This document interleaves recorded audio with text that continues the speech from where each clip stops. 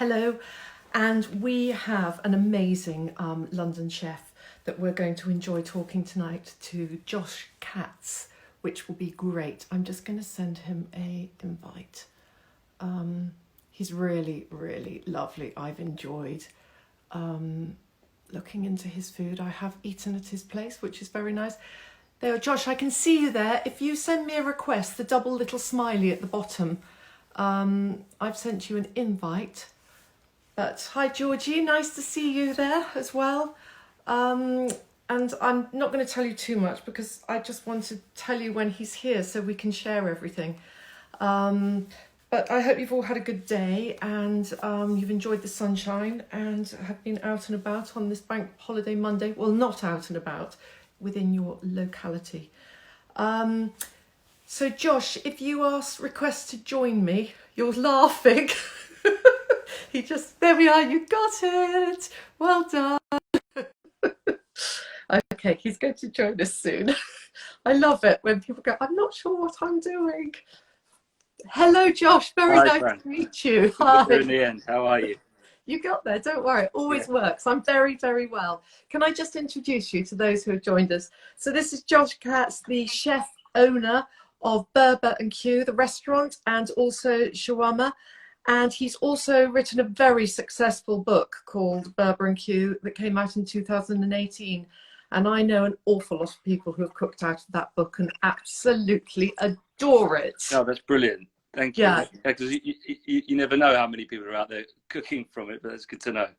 Yeah, no, they do. And I think you're really on trend with your food. Your restaurant's incredibly popular and successful, isn't it? It sort of attracts a certain sort of crowd, but you welcome in anyone, don't you?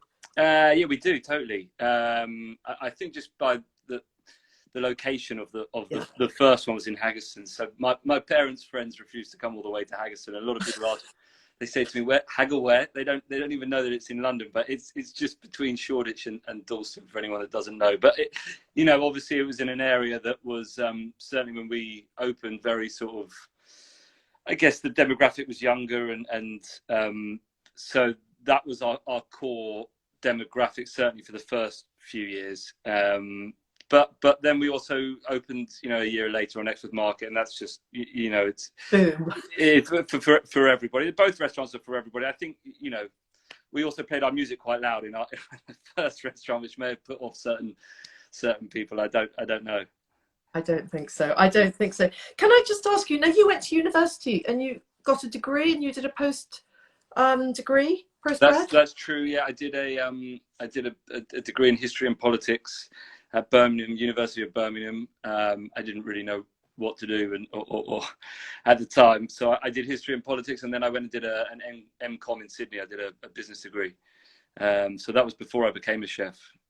I'm just loving it. All these chefs who have had lives before, it's absolutely fantastic. Because then you came back and you went to the Cordon Bleu. Your food couldn't be further from the Cordon Bleu food. Yeah, no, I actually went to the Cordon Bleu in between my two degrees. I was just searching around, trying to figure out what to do. I think for a lot of people, that's quite a difficult thing to sort of realize what it is you want to do. Some people know straight away and other people are still searching for it.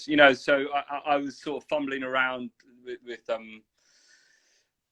trying to figure it all out. I was lucky enough to be, to have parents that, encouraged me to explore cooking as an option. And so I did just one term at the Cordon Bleu. I didn't do the whole diploma. I just had one term in between my two degrees, because in Sydney, university starts in December. Obviously the term times are different, so I had a little gap of time, so I went and did a term at the Cordon Bleu. Yeah, but you grew up in North London in Golders Green area.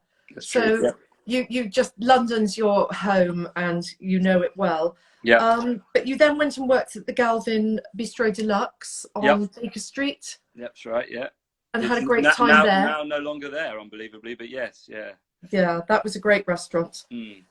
And then you joined Otto Lengi, and that was sort of when everything came alive for you. You just loved it, didn't you? I did, yeah. It really, it just, the Galvin was, it was a traditional kitchen, and it was, I did it as this, almost an apprenticeship, I guess. But I kind of fell into it without really asking myself at that stage what food I wanted to make, or having any real sort of strategy. I went and did I was invited in. I wrote a letter to sort of a number of the chefs, and I was invited in to do a trial at Galvin. And I happened, when I went to do my trial, I happened to know somebody who was there just coincidentally. So, you know, just the fact that there was a familiar face, and they offered me a position. I think, you know, they were very, very busy and needed chefs, and just because there was a familiar face, I kind of went along and without really asking myself if that was the food that I wanted to cook, or that was the sort. So I did, you know, I think it was about 16 months I was there in the end. But Ottolenghi was really, you know, I sort of asked myself the question, what style of food, what food do I want to cook myself, you know, which, you know, it sounds crazy, but I just didn't ask that question previously, and that was really, you know, at the time, it was a while ago, you know, that was 2008, so we're talking 12 years ago now. And you know, obviously they had the whole deli and the big salads, and I'd walk past the store in Notting Hill, I think, you know, because I was living locally, I was in Maida Vale, and was just sort of like everybody else drawn into that sort of big display. And you know, Yotam and Sammy really did something amazing with food. Their whole philosophy really resonated, as is proven, you know, across the world. But so that was really for me where I started making food that I thought, this is where I found a bit of a home for myself. Yeah, I'm sure Galvin, though, being a very formal, structured restaurant, must have taught you some great skills in how to run a restaurant. It did. It did. You know, how to run a kitchen. You know, I was really. That's why I did it. I just thought, you know, to learn those sort of rigid, you know, disciplined skills, which, you know, truthfully, you probably need to do more than 16 months of, you know, that was about as much as I could take. It was quite, you know, I'm sure there are tougher kitchens out there, but it was quite a tough kitchen. So I managed, you know, 16 months there, and I really just wanted to get a bit of some discipline and sort of an understanding of how to run a kitchen sort of formally and properly. No, that's a brilliant place to have gone to. But then, Ottolenghi, so what did you first of all do with them when you joined them? At Ottolenghi, I went straight in at Notting Hill. You know, I used to walk past and go to that shop as a customer, and I just sent my CV in on the off chance, and it happened that they had, I think they had either 2 or 3 sites at the time that I joined. I can't quite remember, but it happened that they had a space that opened up at Notting Hill, and I went straight into the little kitchen there. And downstairs, the tiny little kitchen. Yeah, we had just a brilliant. I mean, the thing with kitchens is that you go through these peaks and troughs of sort of brilliant times and teams, and then times when it's slightly more difficult and it's not quite as cohesive. And it just so happened that I had about, I'd say, 12 to 15 months in that kitchen at Notting Hill, although, you know, after 7-8 months I was starting to move around all the kitchens, but certainly the first 7 to 10 months there, we just had a very, very tight, I mean, the space, if you know the kitchen, is so small that it's going to be a tight team anyway, but you can only fit a certain number of people in there. We just had a brilliant team and a very sort of tight unit, and I really just loved my time there. Oh, that's brilliant. My head chef was at the time was Itamar of Honey & Co. So so he was a brilliant head chef, and he was you know, for the first, I think, at least 7-8 months of my time there, you know, so he had a lot to do with it. What a great person to have worked with. That's amazing. Yeah. And then I've read something about you getting a rotating kebab by taking some wheels off a camper van. Did you know what? You're not the first person. I hate to say this, but that was a joke. Oh, okay. I didn't think that sounds insane. Sorry, but I've been introduced. I did a cooking event in the woods, and I got introduced to a similar thing about doing it. And that we put on our website on Shawarma Bar, our second restaurant in Exmouth Market, which was just, you know, because a lot of chefs have these travel stories where they went and they travel a lot, and we kind of just did a little play on that. You know, we didn't take a wheel off and turn it into a rotating, but so we thought it was quite obviously that it was not meant to be serious, but a lot of people have been taken in and thought it was a truth. Well, so I think I need to go away and correct that, because the sense of humor is not coming through, obviously, strong enough. Well, no, it made me laugh, but it Right. just, I thought, I can't work out how this happens, so I'm going to ask you and get to the bottom of Yeah, it. Well, no, there is no bottom, so that's fine. no, no. Yeah, it was really just a sort of the joke of the chef saying we've travelled from here to there, and just a bit of a play on that. I think I was in a silly mood at the time of writing that up.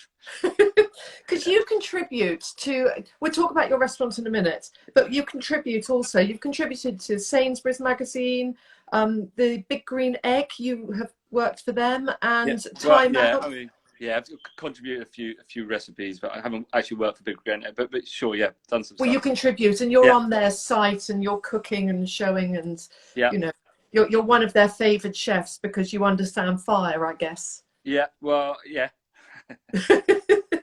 And before you opened up your place, you've done quite a lot of travelling, which has really influenced you, hasn't it? You love Morocco, you love Ibiza, I think that's holiday, but you Yeah, also love Tel Aviv and all of that. And so that's, I do. I think there's something very closely aligned between travel and food. I mean, it just, you know, it's about discovery of a culture, and you know, so I think often people, not always, but often people that love travel tend to love food. I think there's quite a strong crossover. I mean, I love travel because I love food. I mean, not exclusively, but I love to travel through food, if that makes sense. So, you know, if I yeah. go places, I kind of map out my time not by the museums or the temples. I mean, I sound terribly sort of ignorant, but I map out my holidays and my time by where I can go and find interesting food opportunities or street food or markets or everything that's food related, and I explore countries and cultures through their food. That's just because I'm obsessed with food, which isn't to say that I don't ever go to a temple or I don't ever go to museums. I do, but I really spend most of my time traveling is spent exploring the cuisine of that specific country that I've gone to, and I just find it an incredibly, you know, satisfying experience. It's how I sort of feel that I'm living through those experiences. You know, I really, you know, I cherish those times. And did you grow up in a very foodie family and with all these spices and all this, the shawarmas and all of that? I think I grew up in a foodie family. My mum and dad always made sort of mealtime a thing. You know, we'd always have family lunches on a Sunday or dinners. You know, and they always, you know, made sure that food was part of my education growing up in their own way. Certainly spices, not.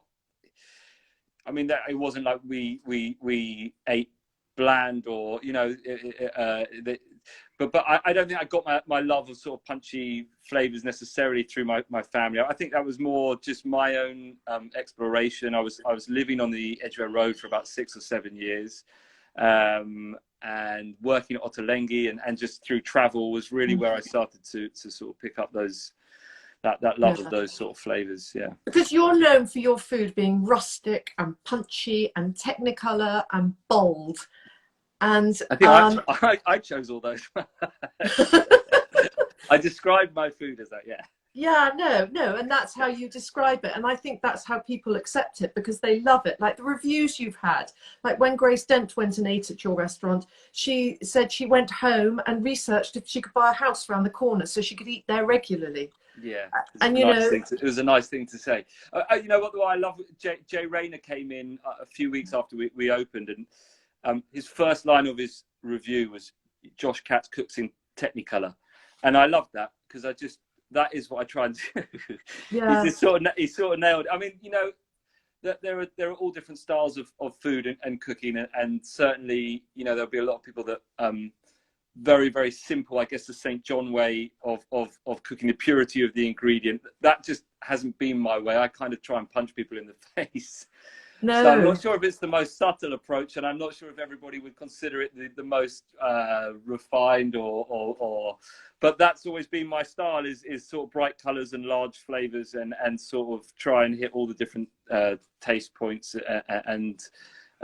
So, yeah. Well, DJ Barbecue rates your shawarma cauliflower as one of the top 10 things that he can eat in London. Yeah. And you must have made every cauliflower farmer in the UK so happy because you took that vegetable to another level. We used to just do macaroni, well, cauliflower cheese, Yeah. and you know, a bit of steamed cauliflower with some pepper and salt on it. I think a while ago you must have sold 12 to 15,000 cauliflowers. Yeah, I've lost. It's a number Yeah. that is. I've lost track. DJ Barbecue. I do some sort of fire demonstrations at Taste of London and various festivals with him. He always asks me how many I've sold, and it's always another year that's gone by. And I've got to a point where 20,000, let's say. It would Let's take say me too long 20. to sort of work out how many cauliflowers we sell a day in both restaurants across a week or so. So I kind of, my mind goes blank. At this point, it's just a lot of cauliflowers that we've sold. But yeah, that's nice of you to say. I think we did contribute to cauliflower becoming fashionable, which is great. You know, I first saw cauliflower being used in that way in Israel. I think all chefs, you know, we see something from somewhere and we get a little bit of an inspiration from that, and we take it and then we do our own spin. So, you know, there's a famous chef in Israel called Eyal Shani who does whole roasted cauliflowers. And I went into one of his restaurants in Tel Aviv called Miznom, which is like a pita place. And there was just cauliflowers everywhere. You know, they were just in the shelves. People were bringing them in, taking them away. I couldn't really work out. It was typically crazy Israeli place. People were shouting and screaming. But the one thing that was constant was just cauliflowers everywhere. And his was, you know, we've just been talking about it, but it really was about the purity of the ingredient. It was just a simple whole roasted cauliflower, I think, with some olive oil and a bit of salt and pepper, and I had it. It was delicious.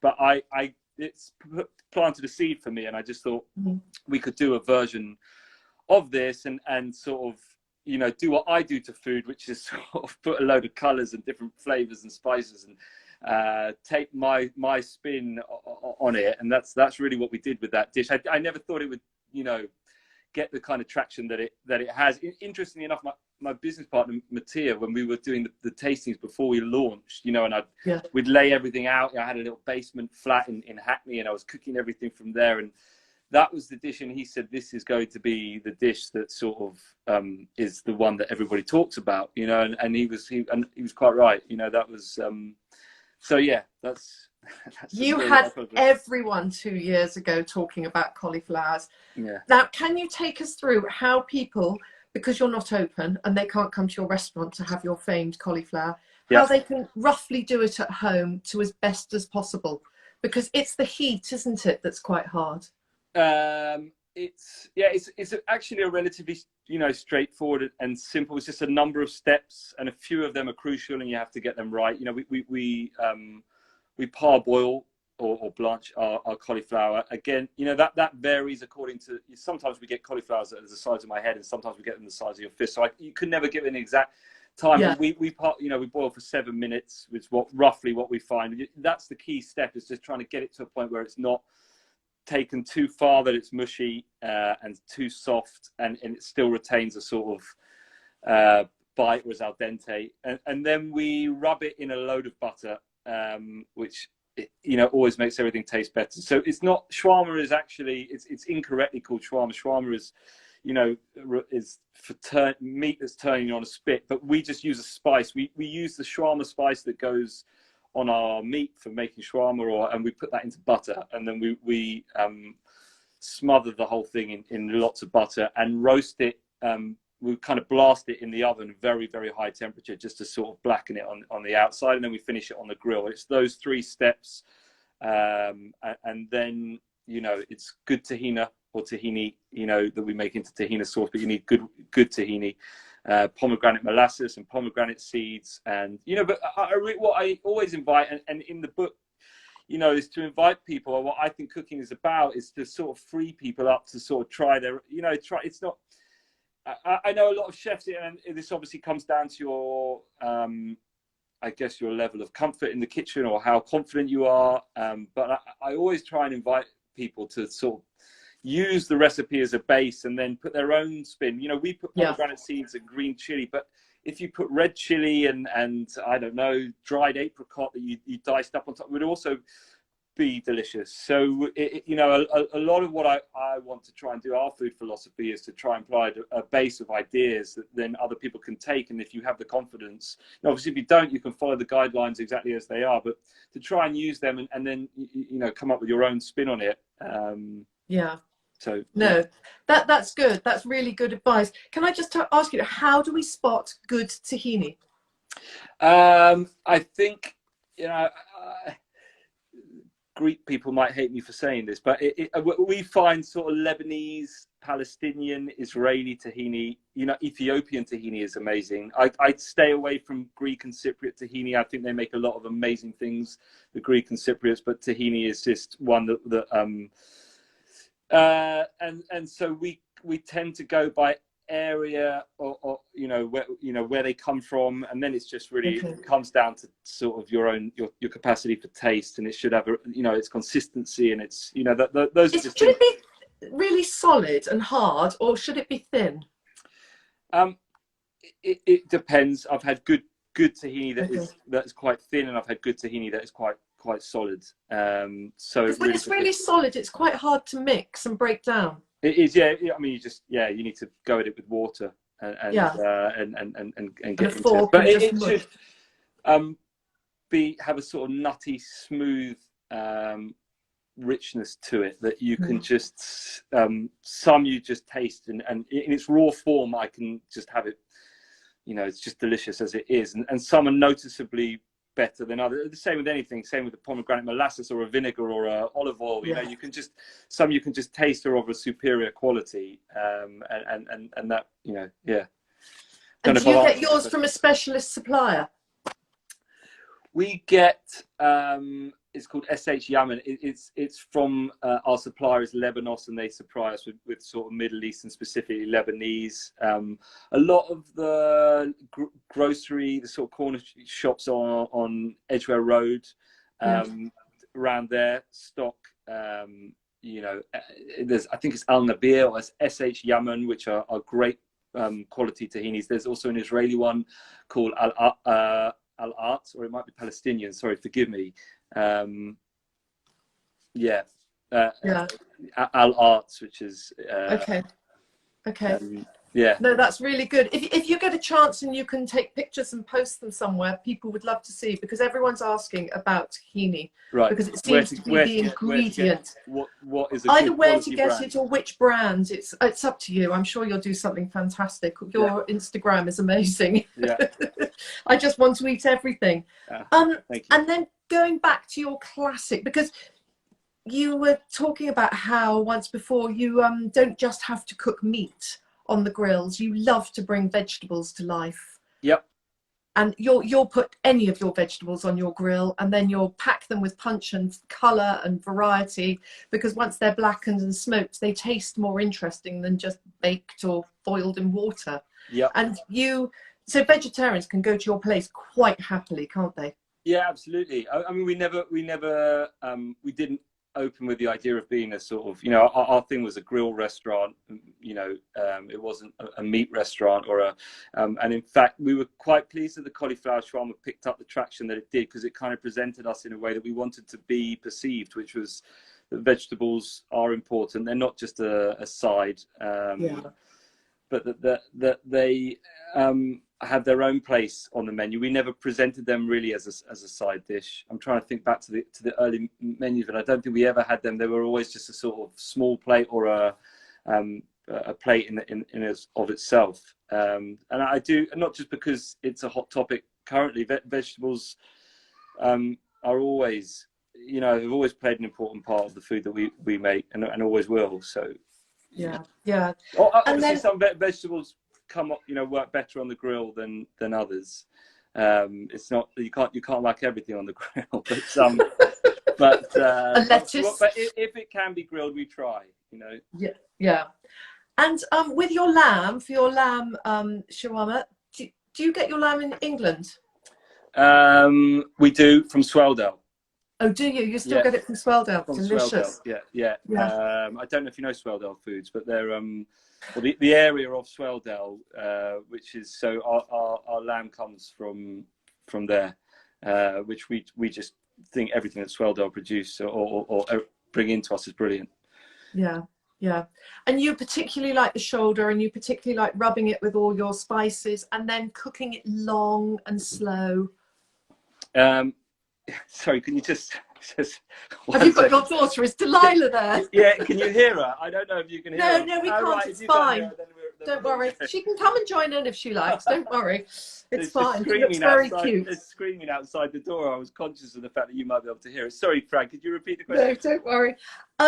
So when you do your lamb, you rub it in all your spices, and then you like to cook it long and slow on your grill or in smoke, or what, before you sort of rip it apart? Yeah, we would.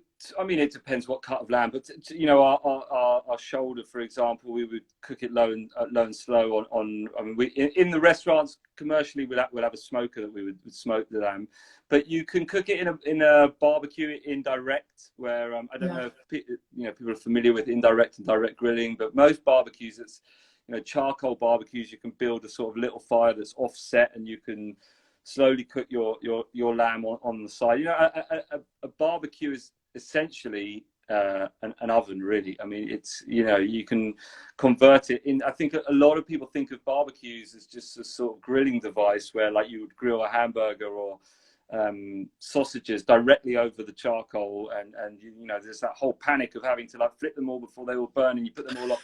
But actually, if you, and that just comes down to sort of controlling your fire and knowing the size of fire to build. But for example, a Weber kettle, or the most standard barbecues, they're designed to be turned into a sort of oven where you build your coal on the one side and you cook on the other side, and then it's just about sort of maintaining your fire for different lengths of time. Obviously, certain cuts such as a shoulder or lamb require longer cooks until they become tender and fall off the bone, and so you've got to build your fire for longer. But it just comes down to the cut that you're cooking. Yeah.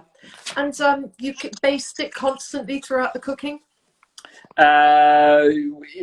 We would, yeah. I mean, there's a dish in Morocco. One of my favorite street foods is a dish called lamb meshwi, there's a little strip. I don't know if you've been to Marrakesh, but there's a little strip called Meshwi Alley, which is just off the main square, where they just sort of cook whole lambs under a pit that they've dug out. I don't. It's one of my sort of highlight culinary experiences across the world, and they just sort of rub it in a type of clarified butter. They baste it in a butter for 3 to 4. I think it's 3.5, 4 hours of cooking the whole thing slowly in a pit and then pulling it apart. So we have different ways of cooking different cuts. If we're smoking a shoulder and doing a pulled shoulder, we'd just rub it in a dry rub. But certain other things we would sort of baste in butter as it cooks.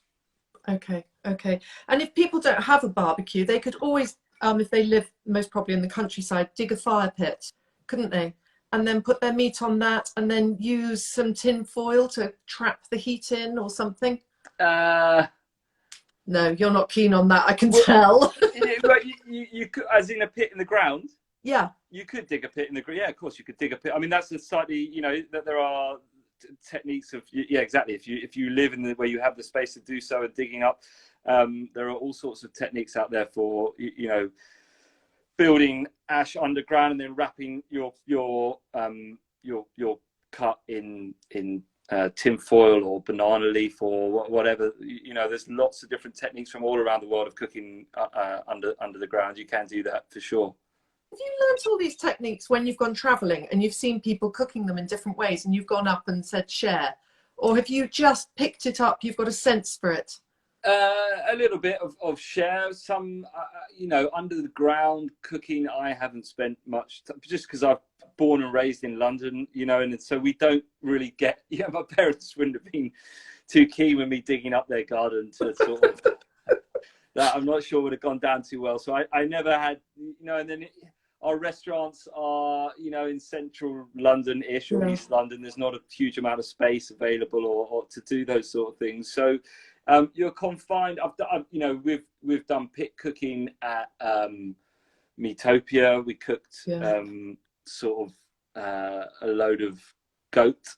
I remember whole goat at Meatopia one year. We had to start at about 4 in the morning. But was that on the rotisserie? It's not like I have I've spent years of sort of cooking under a pit. You kind of have a basic understanding of fire and how it works, and you pick up those skills from working off the kind of machine, equipment that we can use here, and then you apply that to what you're doing. But it's so certain techniques I have a better handle on than others. But I always, for me, it's just about giving things a go. I think, cooking over fire has this sort of intimidating fear factor to it, and which is understandable. But it's a lot of it is just trial and error and getting out there and not being afraid to make a mistake and not being, I do understand sometimes you've got guests coming round, you've got a dinner party, and you can't afford to sort of get it wrong. But I always sort of feel like it's to try and encourage people to get out there and just give things a go, because that's the only way we learn anything in life, including life itself. And start on smaller, cheaper cuts. Exactly. Yeah. And then build up your confidence and your skills and know that it works. Exactly. And that's really nice. Yeah.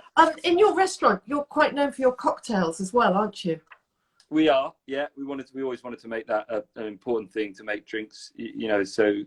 And the first person we employed, the very first person who's still with us today, was our bar manager, and just had a very good handle on cocktails.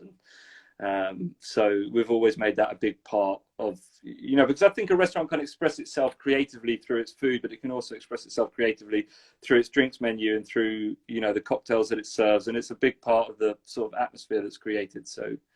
And are you inventing your cocktails, or are you doing classics? Inventing our cocktails. I mean, I think, the guys do make a classic if you ask for it, but we invent our own cocktails. And are they smoked and chilled and harissa? Some are, not all, not everyone, but there are some. Some come, smoking to your table, and we now have a number of barmen. I'd say a good 3 who work across the 2 restaurants, who are just brilliant with cocktails and as creative with the cocktails as our kitchen is with the food. Oh. So You're very fond of your family who work with you. You actually said your barman's been with you since you opened. Yeah. But you want everyone to be happy. You want everyone to work as a team together, to pull together, and you're very fair to your team, I've heard. We try to be, yeah. I mean, I think that's one thing I really learned from Ottolenghi, is that they built this unbelievable family of people that enjoyed coming to work, and I think that just makes such a difference to people's lives and to the food that you produce and the sort of atmosphere of a place. That really is our ethos, is sort of happy people serve happy food, and make happy customers. And I really feel that's important. I've worked in places where I've dreaded going to work, and I feel like it's difficult to be as productive or as creative or to be as good at your job when you dread being there. And so, and then it's just about sort of decency in terms of being a human being. It's just be decent to your fellow human beings. So I think there's I think that for me, the sort of age of these very tough and demanding kitchens where people get talked to in a certain manner is thankfully for me dying out. I understand why, because a kitchen is a stressful place, and it's really, everybody needs to be pulling together in the same direction, and it's important that for certain reasons. But I've never understood the mentality of making people feel less about themselves, rather try and encourage them to feel more about themselves. I just think that works better. It's a better philosophy. No, that's. If that makes sense, I don't know. No, it's really, really nice to hear. It's really good, because people need to be good to people in the kitchen, however low down the rung of the ladder they are. Everyone starts somewhere. Sometimes I feel like we might lose certain efficiency gains. Like sometimes the same mistake I see gets made over and over, and I wonder. Like, I remember every mistake that I got shouted and screamed at, and I didn't make that mistake again because I got shouted and screamed at. And I wondered, whether there's like something to be said for that, because very often certain mistakes that I ask certain people, but I'm willing to live with certain, little things here or there if it means that people enjoy coming to work, and I think that's more important. The hearts are rising up the side. People are liking what you're saying. Oh, it's good. Yeah. How many covers roughly do you serve in on an average day? Across both restaurants? Yeah. well, we probably would serve, I mean, depending on the day, on Like a weekend, a busy one. between, I would say roughly 300 to 350, I would say, across two Wow. restaurants, you know. So that's two small restaurants. You know, there's some restaurants that serve 500-600 people in a day. It boggles my mind. But if you're set up for it, it all comes down to sort of, you know, if you're set up for it and you have the space and you have the kitchen and you have the, you know, but I would say a busy day for us across both restaurants, you're probably looking at around 350 would be a really big day. That's amazing. Yeah. And tell me what you're up to now, because you've turned into a caring restaurant yet again, haven't you? Yeah, we've been serving the NHS for the last, I think it's, well, since it began. So we probably started, I guess, the first week of April, maybe the last week of March. I think we closed March 17th, I want to say. And it took us about 10 days to just sort of figure out what was going on and to turn around and say, right, what do we want to do next? So it was probably just the back end of March, and we've been feeding the NHS since then. We raised a load of money. People were incredibly generous, and we raised a considerable amount of money. You know, it was one of the good things about these sort of crises is you see sort of the good side of humanity, and people pull together and sort of really some lovely. We had a load of different people donate of all different sizes, and so we've been feeding the NHS for I want to say 9-10 weeks now, and it's been really great. How many meals a day? Roughly. Sorry?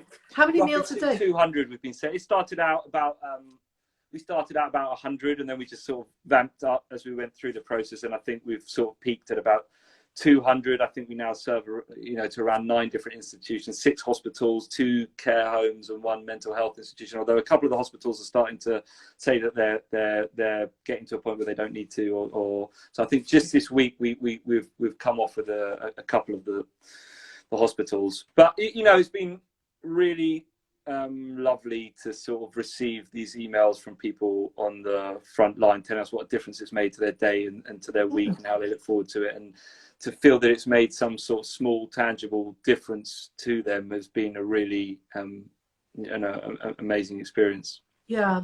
Victoria's asking, did you have difficulties getting supplies to keep cooking? No, we didn't. Most of our suppliers are still, I mean, you know, it's a bit more, you've got to be a little bit more disciplined with your ordering. We can't order at 11 o'clock at night anymore like we used to in the restaurant. You know, they need a bit more lead time, and they don't necessarily deliver on all the days that they would have. But they're all, we can still get our deliveries to the restaurants. Yeah, yeah. And what are your plans for the future? Well, we are going to, you know, we are turning our attention to sort of waking up the beast, and and getting things moving again. So we will. Yeah, I haven't. Will you do home deliveries? It will involve some. I think, you know, restaurants inevitably going to. You know, the landscape for restaurants has changed for the time being, and we operate, you know, Shawarma Bar certainly is a small restaurant that involves being tightly packed in. That is its USP. It's got a very buzzy and lively atmosphere, and it's, you know, a lot of people in a small space. So whether that is a viable restaurant space moving forward, we don't really know. There's a lot of questions that a lot of, you know, the hospitality industry has right now about how to open and in what capacity. But we will do a takeaway version, and then as the government allows us, we will open up some capacity of the restaurant, and sort of see how it goes from there. And when do you think you'll open up for your takeaway version for those who are listening? We're hoping the end of June.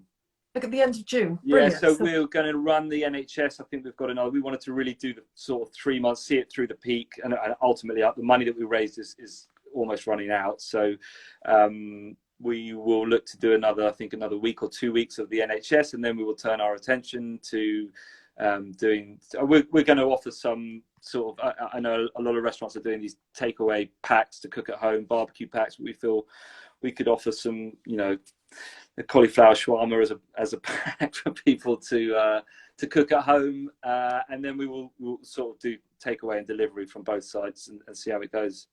That's fantastic to hear. I love it. I love your positivity. I love your energy. Yeah. And I do know that you've just been on a massive cycle ride. Where did you go? No, No, no, not me. I don't think I did go on a massive cycle. Oh, it must have been someone else who sent No, me a message. not me. I apologise. I cycled around the neighbourhood with my daughter. That took about 15 minutes. I was exhausted by the end of it. I haven't been on a massive cycle ride. Yeah. Oh, okay. And can you share? Oh, someone's saying, do you do nationwide delivery? I'm not sure we will to start with, but yeah, we'll no, one step at a time. Yeah, exactly. Yeah. And will you share with us your favourite food-inspired book, film? Yeah, absolutely. Which ones? Or, you choose. Just choose a couple. That's fine. Out of the list. Favorite book? I think books.